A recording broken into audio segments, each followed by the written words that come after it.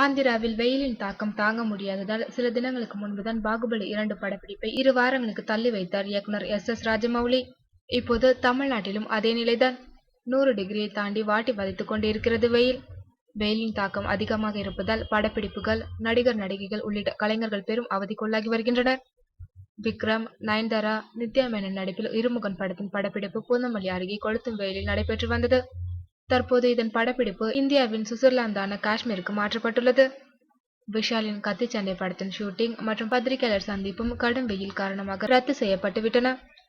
கார்த்திக் நடிக்கும் காஷ்மீரா, சிம்புவின் அச்சம் என்பது மடமேடா, சுந்தர் சி நடிக்கும் முத்தின கத்திரிக்கா போன்ற படங்களின் படப்பிடிப்புகள் சென்னையில் கொளுத்தும் வெயிலில் நடைபெற்று வந்தன. இவற்றையும் தற்காலிகமாக சில தினங்களுக்கு நிறுத்தி வைக்கப் போகின்றார்களாம். முன்னணி நடிகர் நடிகைகள் தங்களின் காட்சிகளில் நடித்து முடித்ததும் கேரவனுக்குள் சென்று ஏசி காற்றை அனுபவிக்கின்றனர். ஆனால் மற்ற கலைஞர்கள் பாடு பெரும் திண்டாட்டமாக உள்ளது. ஷங்கர் இயக்கத்தில் ரஜினிகாந்த் நடிக்கும் 2.0வின் படப்பிடிப்பு காட்சிகள் கொளுத்தும் வெயிலில் டெல்லியில் நடைபெற்றது. மீண்டும் சென்னையில் படப்பிடிப்பு நடத்தும் திட்டம் இருந்ததாம்.